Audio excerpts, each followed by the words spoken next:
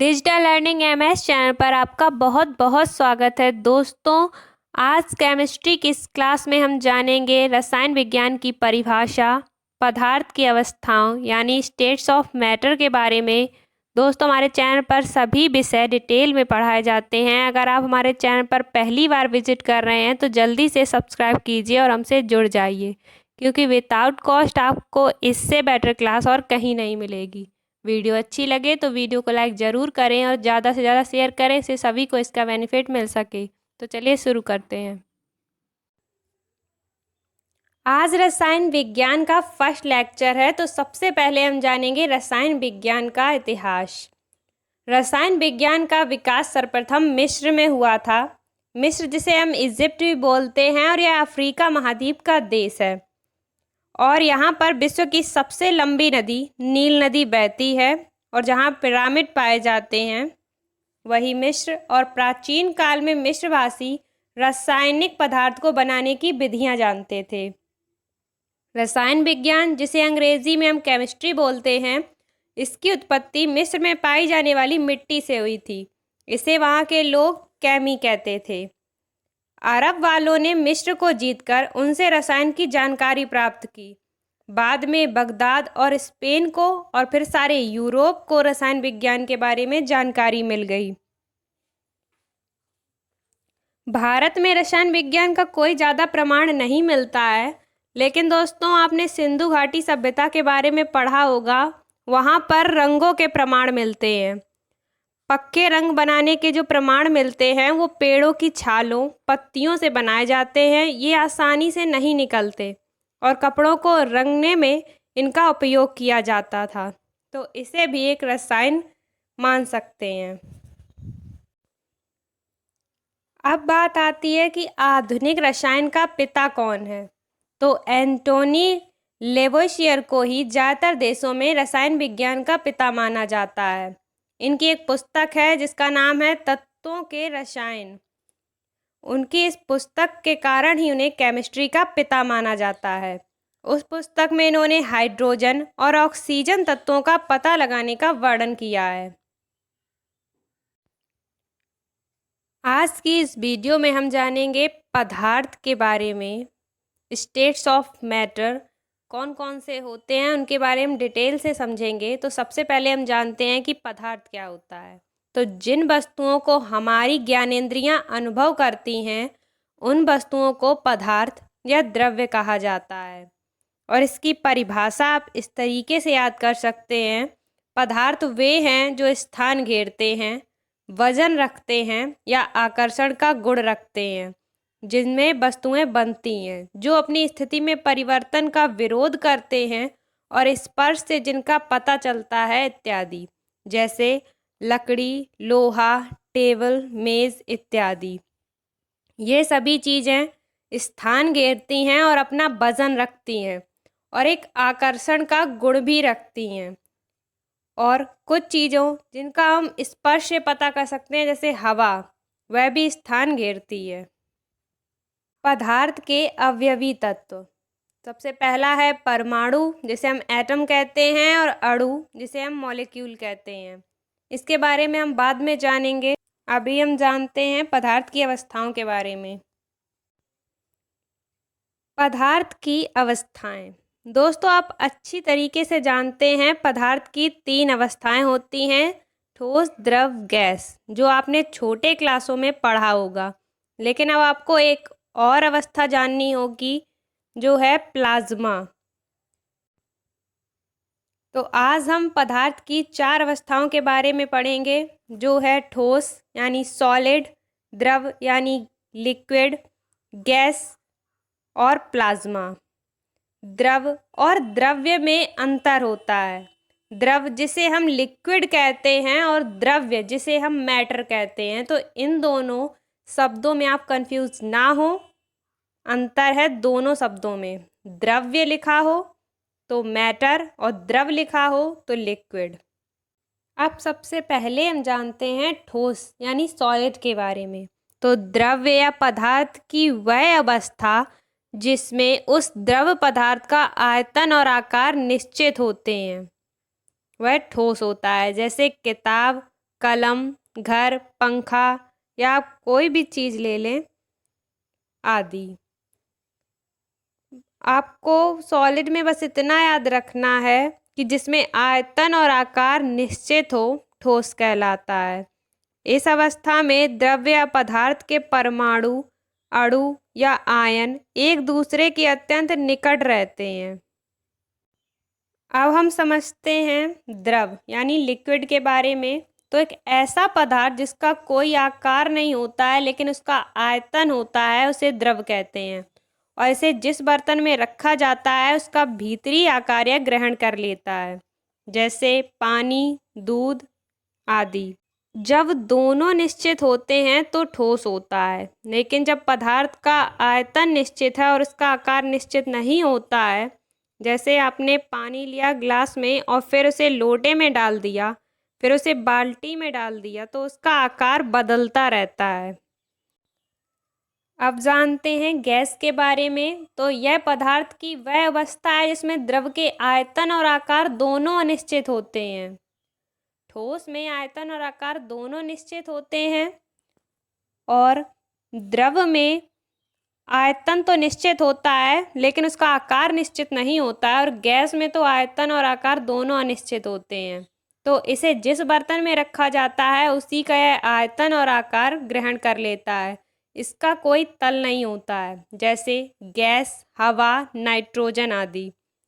द्रव और गैस के मिश्रण को हम तरल पदार्थ कहते हैं। और जब पदार्थ के अणुओं में परस्पर आकर्षण बल अपेक्षाकृत काफ़ी कम होता है तो पदार्थ गैसीय अवस्था में होता है। प्लाज्मा, यह गैसीय अवस्था ही होती है लेकिन यह आयनित होती है, और बताया जाता है कि तारे प्लाज्मा से ही बने होते हैं। अब हम स्टेट्स ऑफ मैटर को चित्र की सहायता से समझते हैं। तो सबसे पहले हम देखते हैं सॉलिड को यानी ठोस को। मान लीजिए एक बर्फ़ का टुकड़ा है, इसमें जो अणु होते हैं वो बहुत ही पास पास होते हैं, इसलिए ठोस हो जाता है, जैसा आप चित्र में देख सकते हैं। अब हम देखते हैं लिक्विड को। लिक्विड को एग्जाम्पल लेते हैं हम वाटर से। तो इसमें जो अणु होते हैं वो थोड़े दूर दूर होते हैं, जैसा आप चित्र में देख सकते हैं। अब नेक्स्ट एग्जाम्पल हम गैस का लेंगे। मान लीजिए चाय या कॉफ़ी में जो ऊपर गैस बनती है उसमें जो अणु होते हैं वो और दूर दूर होते हैं। अब हम एग्जाम्पल लेते हैं प्लाज्मा का। तो अगर आप पानी को बॉयल करते हैं तो जो गैस बनती है उसमें अणु दूर दूर होते हैं, लेकिन अगर आप पानी को बहुत ज़्यादा गर्म करें, 6000, 7000 या 8000 डिग्री सेल्सियस तक आप इसे गर्म करें, तो इसके ऊपर जो एटम्स हैं वो एटम्स आयोनाइज्ड हो जाएंगे और इलेक्ट्रॉन एमिट करेंगे, और वो खुद तो पॉजिटिव चार्ज होंगे। आपको यह पता है कि इलेक्ट्रॉन नेगेटिव चार्ज होते हैं, तो यहाँ पर पॉजिटिव चार्ज और नेगेटिव चार्ज का एक मिक्सचर बन जाएगा और यह गैस आयनित हो जाएगी, और इसे ही हम प्लाज्मा कहते हैं, जैसे आप चित्र में देख सकते हैं। पानी ही सिर्फ एक ऐसा पदार्थ है जो तीनों अवस्थाओं में पाया जाता है, सॉलिड में भी, लिक्विड में भी और गैस में भी। सबसे पहले पानी को आप देखते हैं तो यह लिक्विड रूप में होता है, और जब आप इसे फ्रिज में रख देते हैं ये जम जाता है तो यह सॉलिड हो जाता है, और जब यही पानी आप गैस पर रखते हैं तो यह भाप बन जाता है और यह गैस के रूप में परिवर्तित हो जाता है। वाष्प पर दाब बढ़ाने से यह द्रवीभूत हो जाता है, और इस द्रव से दाब कम करने पर यह पुनः वाष्प में बदल जाता है। अब हम थोड़ा जान लेते हैं अंतराणविक स्थान के बारे में, इंटरमोलेक्यूल स्पेस। तो यह समझते हैं कि यह क्या होता है। द्रव अत्यंत सूक्ष्म कणों से बना होता है, उसे हम अणु कहते हैं, और इन्हीं अणुओं के बीच जो रिक्त स्थान होता है उस स्थान को हम अंतराणविक स्थान कहते हैं। जो अणु होते हैं उनके बीच में थोड़ा थोड़ा स्थान होता है, जो गैप होता है, जो स्पेस होता है, उसे ही हम अंतराणविक स्थान कहते हैं। और अणु का छोटा रूप होता है जिसे हम परमाणु कहते हैं। अब हम देखते हैं चित्र में अंतराण्विक स्थान क्या होता है। तो सबसे पहले सॉलिड में हम देखते हैं कि इसमें स्थान बहुत कम है, क्योंकि इसके अणु बहुत पास पास हैं, इसलिए इसमें अंतराण्विक स्थान बहुत कम है। अब हम देखते हैं लिक्विड में, इसमें अणु थोड़े दूर दूर हैं, इसलिए इसमें अंतराण्विक स्थान होता है। इसी तरीके से गैस में भी अंतराण्विक स्थान होता है, क्योंकि इसके भी अणु दूर दूर हैं और लिक्विड से ज़्यादा दूर हैं। इसी तरीके से प्लाज्मा में भी। द्रवण या पिघलना, द्रवण जिसे इंग्लिश में फ्यूज़न कहते हैं, और मेल्टिंग मीन्स होता है पिघलना। अब द्रवण शब्द आ जाता है तो आप लोग परेशान हो जाते हैं कि द्रवण क्या होता है। कुछ नहीं, वही पिघलना होता है। अगर मेल्टिंग लिखा होता है तो आप लोग तुरंत समझ जाते हैं कि जैसे बर्फ़ का पिघलना, तो उसे ही मेल्टिंग कहते हैं। लेकिन जब शब्द फ्यूज़न आता है, द्रवण आता है, तो आप लोग कंफ्यूज हो जाते हैं, जबकि दोनों एक ही चीज़ होती हैं।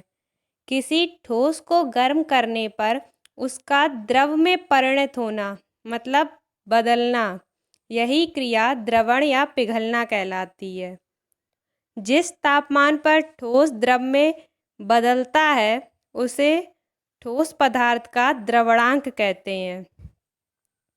तो ठोस को गर्म करने पर उसका द्रव में बदलना, यह क्रिया द्रवण या फिर पिघलना कहलाती है, और इसी ठोस को द्रव में परिणत होना ठोस पदार्थ का द्रवणांक कहलाता है। अब हम समझते हैं कि ठोस का द्रव में बदलना और द्रव का सीधे ठोस में बदलना, द्रव का गैस में बदलना या गैस का द्रव में बदलना क्या कहलाता है। जैसे आपने बर्फ़ देखी होगी, जब वह पानी में बदल जाती है तो उसे हम कहते हैं पिघलना। ठोस का सीधे द्रव में बदलना पिघलना कहलाता है, और द्रव का ठोस में बदलना जमना। जब हम फ्रिज में आइस को रखते हैं तो वह जम जाती है, ठोस हो जाती है, तो उसे हम जमना कहते हैं। इसी तरीके से द्रव का गैस में बदलना वाष्पीकरण, और गैस का द्रव में बदलना संघनन। इसे अब हम चित्र के माध्यम से भी देखेंगे। और आपको यह भी याद रखना है कि गैस का ठोस में बदलना निक्षेपण कहलाता है, और ठोस का सीधे गैस में बदलना ऊर्ध्वपातन। तो पिघलते समय जब तक पूरा का पूरा ठोस पदार्थ द्रव में बदल नहीं जाता, तब तक वह तापमान स्थिर रहता है, और अशुद्धियों के उपस्थित रहने पर पदार्थ का द्रवणांक या हिमांक कम हो जाता है। अब इसे हम देखते हैं चित्र के माध्यम से। ठोस का द्रव में बदलना पिघलना कहलाता है। जैसे हमने देखा कि आइस जो ठोस होती है वह लिक्विड यानी पानी में बदल जाती है, उसी तरीके से वही पानी फ्रिज में अगर हम रख दें तो ठोस में हो जाता है, जिसे हम जमना कहते हैं। अब हम समझते हैं वाष्पीकरण क्या होता है। तो द्रव को गैस में बदलना वाष्पीकरण होता है।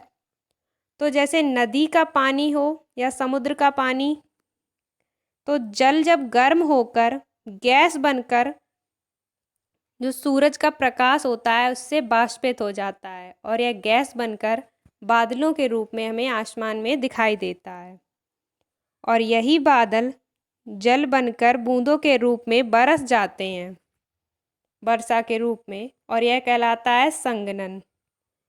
तो जल का सूर्य की गर्मी से वाष्पित होकर बादल बनना वाष्पीकरण कहलाता है, और यही बादल जो वर्षा करते हैं वो संघनन की वजह से करते हैं। तो वर्षा संघनन के कारण होती है। अब हम देखते हैं कि ठोस का सीधे गैस में बदलना। जिस तरीके से आप कपूर आपने देखा होगा, अगर आप उसे जलाते हैं वह पहले ठोस होता है, और जैसे ही आप जलाते हैं वह गैस के रूप में बदल जाता है, और इस क्रिया को हम ऊर्ध्वपातन की क्रिया कहते हैं, जैसा आप चित्र में देख सकते हैं। आज केमिस्ट्री की वीडियो में हमने जाना रसायन विज्ञान की परिभाषा, उनके जनक और पदार्थ की अवस्थाओं के बारे में। मिलेंगे अब नेक्स्ट वीडियो में। Thanks for watching.